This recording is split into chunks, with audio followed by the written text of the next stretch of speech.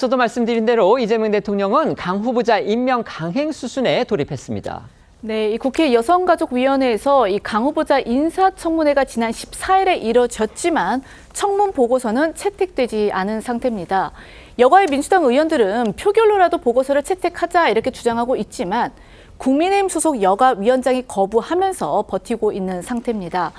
대통령실은 오늘 오전 브리핑에서 이 오늘중 강 후보자 청문 보고서 재송부를 국회에 요청할 예정이라고 밝혔습니다. 다만 대통령실은 이 재송부 기한에 대해서 열흘이라고 밝혀서 여러 가지 해석을 낳았는데요. 그러니까 이 인사청문회법에서 정한 재송부 기한 열흘을 최대한으로 채운 셈이어서 이 대통령이 강 후보자 임명 전까지 좀 더 여론을 살피겠다는 뜻 아니겠느냐라는 해석이 나온 겁니다.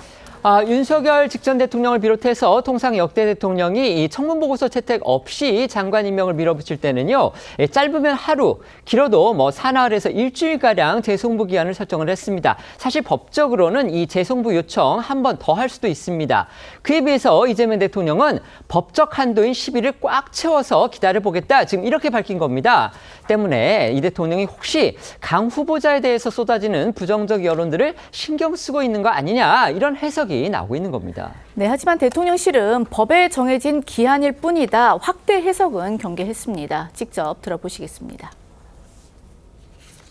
오늘 인사청문 보고서에 대한 재송부 요청이 되지 않을까 싶습니다. 재송부 기한은 기한으로 설정되어 있는 건 열흘입니다. 제가 알기로는 따로 윤석열 정부처럼 다음 날, 다다음 날 이런 방식으로 기한을 재설정하지 않을 것으로 알고 있던데. 좀 더 국민 여론을 살펴보겠다는 대통령의 좀 의중으로 봐도 될지. 인사청문 보고서 재송부 요청은 한 건이 아닙니다. 그리고 기한도 정해진 기한입니다.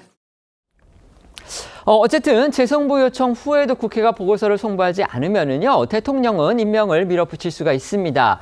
국민의힘에서는 하지만 강 후보자가 장관이 되더라도 인정하지 않겠다, 또 이렇게 밝혀놓은 상황입니다. 임명 후에도 후보풍은 계속될 것으로 보입니다. 네, 국민의힘 입장에서 강 후보자 임명을 막을 현실적인 방법은 없습니다. 다만 국민의힘은 강 후보자가 장관이 되더라도 장관으로 인정하지 않겠다면서 어떤 행동에도 협조하지 않겠다고 밝혔습니다. 때문에 이 대통령이 강 후보자 임명을 강행할 경우에는 8월 임시국회는 물론이고 9월 정기국회로까지 여파가 미칠 전망입니다. 국민의힘 목소리 들어보겠습니다. 여가부 장관으로서 인정을 하지 않을 생각입니다. 그래서 장관을 전제로 하는 어떠한 행동에도 협조하지 않겠다는 그런 말씀을 드리고요. 다양한 상임이라든지 국회 본회의 등을 통할 때 장관으로서 인정하지 않겠다는 말씀. 강선우 여성가족부 장관 후보자 논란이 이 갑질 의혹에서, 그러니까 보좌진을 상대로 한 갑질 의혹에서 이 민주당 지도부의 2차 가해성 옹호 논란으로까지 확산했습니다.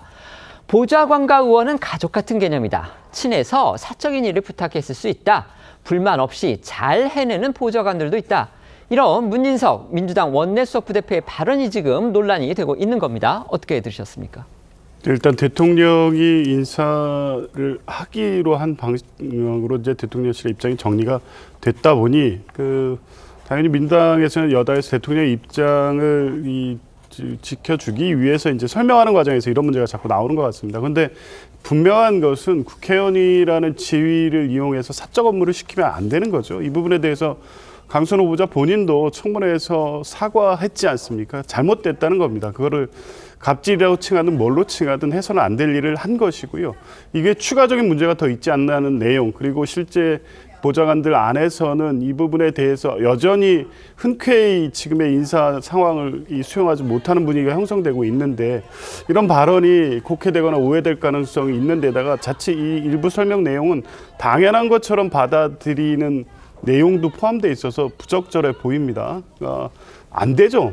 이게 동지적 관계라고 해도 이 공과 사는 명확히 구분돼야 되고, 국회의원이 시키면 그 보좌진 입장에서는 안 할 수 없는 그 지위에 있다는 것을 이 입장을 바꿔 생각해 본다면 이 정답은 나와 있다는 측면에서요. 인사권을 존중하고 대통령의 결정을 따라야 되는 여당의 입장에서는 그 부분을 잘 설명해야 되지만 해당 당사자가 있는 사건에서 보좌관들의 상처가 되는 발언들은 자제되어야 됩니다. 네, 송 대변인께는 이 부분을 여쭤볼게요. 이제 지금 뭐 같은 맥락에서 말씀드리는 겁니다. 아까 저희가 말씀을 드렸듯이 이재명 대통령이 오늘 지금 국회로 인사청문 보고서를 이제 보내달라 이런 요청을 할 것 같아요. 근데 그 기한이 열흘을 잡았어요. 이게 법이 허용하고 있는 최대 날짜가 10일이잖아요. 그리고 이거 한 번 더 할 수도 있습니다. 그렇다 보니까 언론에서 아까 저희가 들려드린 대로 이거 혹시라도 이 대통령이 여론의 흐름을 좀 더 보려고 하는 거냐 이런 지금 언론의 질문 또 언론의 해석이 나오는 겁니다. 실제 이재명 대통령 이 열흘이라는 시간에 어떤 의미를 담겨 있다고 보십니까? 아니면은 별 의미 없이 계속 임명 밀어붙일 걸로 보십니까?